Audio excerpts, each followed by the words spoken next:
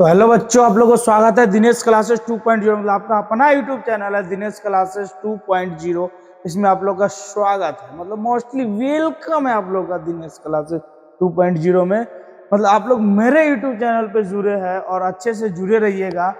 हम आप लोगों के लिए पढ़ा रहे थे प्रश्नावली आर्ट्स से लेकर क्लास 10th का एनसीईआरटी मैथ्स का हम पढ़ा रहे थे।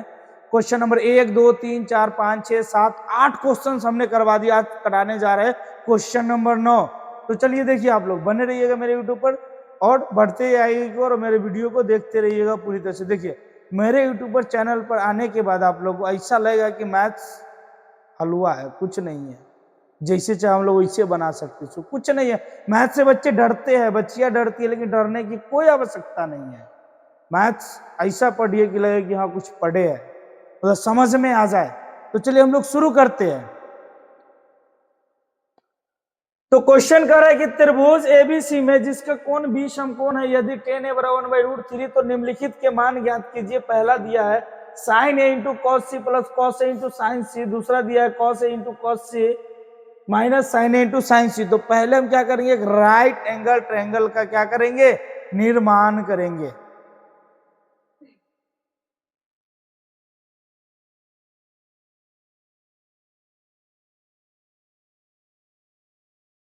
ए बी सी, और क्वेश्चन पहले क्या बोल दिया है कि कोण बी क्या है, समकोण है। मतलब कितने डिग्री का है, तो 90 डिग्री का है।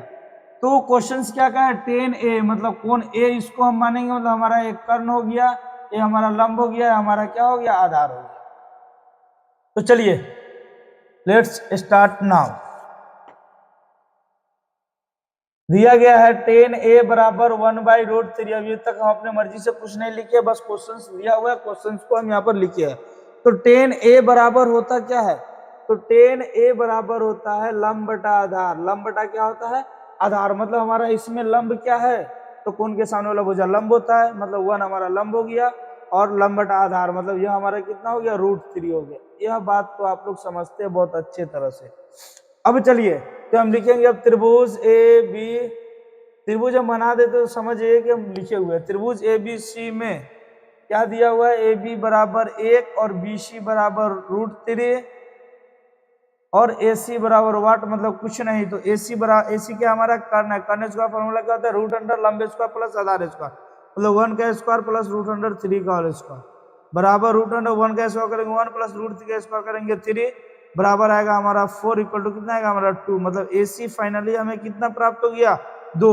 मतलब कर्ण हमारा कितना आ गया, 2। और हमने पहले भी आपको बताया था कि कर्ण हमेशा जो लंब और आधार से क्या होते हैं, बड़े होते हैं। तो देखिए अब हमें ज्ञात क्या करना है, साइन ए कॉस सी, फिर कॉस ए और साइन सी। मतलब हमको पहले कोण ए के द्वारा कार्य करना पड़ेगा। तो हम यहाँ लिख लेंगे पहले कोण ए से, ठीक है। कोण ए से हम लोग करेंगे अब यहाँ पर। अब देखिए, तो साइन ए बराबर होता है क्या फॉर्मूला, लंब बटा कर्ण। तो हमारा लंब क्या है, बीसी, और कर्ण हमारा क्या है, एसी। मतलब बीसी कितना है 1 और एसी कितना है 2। उसके बाद चलेंगे हम लोग कॉस सी की तरफ। तो कॉस सी पहले ए का मान ज्ञात कर ले, फिर पहले कॉस ए का मान ज्ञात कर लेते हैं। कॉस ए बराबर क्या होता है, आधार बटा कर्ण। आधार हमारा है कितना, तो आधार हमारा ए बी है, और कर्ण कितना होता है, तो ए सी बराबर √3 बटा यहाँ पर कितना आ जाएगा आपका 2, मतलब √3/2। फिर अब चलेंगे कोण सी से, फिर कोण सी से जब कोण सी इसको मानेंगे तो ए वाला जो भुजा हमारा ये हो जाएगा लंब और ये हो जाएगा आधार। कर्ण में कोई चेंजिंग नहीं होगा, बस यह आधार से लंब हो गया और यह लंब से क्या हो गया, आधार हो गया। तो चलिए देखिए, तो अब हम यहाँ निकालेंगे साइन ए बराबर, तो साइन ए बराबर था लंब बटा कर्ण। अब हमारा यहाँ लंब क्या हो जाएगा, ए बी, और कर्ण हमारा कितना रहेगा, उतना ही रहेगा, ए सी बराबर अब कितना हो जाएगा, √3/2। अब करेंगे कॉस ए बराबर, सॉरी सी होगा यहाँ पर भी सी, साइन सी और कॉस सी। कॉस सी क्या होता है, आधार बटा कर्ण। हमारा आधार क्या हो गया, बी सी। कौन सी से किए, तो कोण के सामने वाला भुजा लंब होता है और कर्ण फिक्स होता है, आधार हो गया। तो आप लोग समझते हैं इतनी बात को। तो कॉस सी बराबर होता है आधार बटा कर्ण होगा, मतलब आधार हमारा जो होगा बीसी होगा। तो बीसी और आधार बटा कर्ण मतलब एसी बराबर अब आएगा यहाँ पर कितना 1/2। तो अब चलिए हम चलते हैं क्वेश्चंस की तरफ। क्वेश्चन नंबर 1 क्या बोला आपका, कि sine a into cos c plus cos a into sine c. आप इस बात को, ये दशमलव नहीं है, मतलब इंटू का सिंबल होगा, गुना होगा वहां पर। तो देखिए मान रखेंगे हम यहाँ पर साइन ए आया कितना हमको 1/2 गुने कॉस सी, मतलब कॉस सी कितना आया हमको 1/2 प्लस कॉस ए कितना आया √3/2 और साइन सी कितना है, तो साइन सी भी हमें कितना आया गुने √3/2 बराबर 1। नीचे में 2 दूना कितना हो जाएगा 4 प्लस √3 को गुना करेंगे तो 3/4। अब फिर इसका भिन्न का जोड़ करेंगे 4, 1 + 3 बराबर कितना आएगा 4/4, काट देंगे बराबर कितना आया 1। ये आपका पहला का आंसर कितना हो गया 1।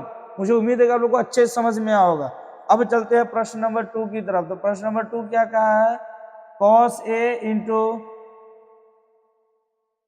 cos C minus sine A into sine C बराबर cos A कितना है हमारा, cos A कितना है यहाँ पर निकाले अब √3/2 गुना cos C कितना है हमारे पास, तो cos C हमारे पास कितना 1/2 माइनस साइन A कितना हमारे पास 1/2 गुने साइन C कितना हमारे पास, तो साइन C हमारे पास कितना √3/2। तो देखिए अब यहाँ पर हम प्लस क्यों दिए थे, क्योंकि यहाँ प्लस का चिन्ह है, यहाँ माइनस का चिन्ह है, इसलिए हम यहाँ पर माइनस दिया है। तो √3/2 मतलब यहाँ कितना हो जाएगा √3/2 दूना 4 माइनस √3 कितना हो जाएगा 2 दूना 4, भिन्न का घटाव करेंगे 4 √3 माइनस √3 बराबर आएगा कितना आपको 0, नीचे में कितना आएगा 4, काट देंगे तो कितना आएगा 0। यह हो गया हमारा आंसर। तो क्वेश्चन नंबर 1 का आंसर कितना है 1 और क्वेश्चन नंबर 2 का आंसर कितना आया 0। मुझे उम्मीद है, आशा करता हूँ आप लोग को बहुत अच्छे से और बेहतर से समझ में आ गया होगा, क्योंकि बहुत कम समय में हमने क्वेश्चन नंबर 9 को सॉल्व कर दिया। तो आप लोग मेरे YouTube चैनल पे बने रहिएगा और अच्छे से वीडियो को देखते रहिएगा, जब तक समझ में नहीं है तब तक देखिएगा। और अगर आप लोगों को कुछ ज़्यादा मतलब पढ़ाने की आवश्यकता है तो आप लोग बताइएगा, हम पढ़ाएंगे आप लोग को कि क्या क्या चाहिए। अभी आप लोग को कौन कौन से चैप्टर इंपॉर्टेंट है, मैं इंपॉर्टेंट समझ के इस वीडियो को बना रहा हूँ और देखा हूँ कि इससे ज़्यादा से ज़्यादा प्रश्न पूछे जाते हैं।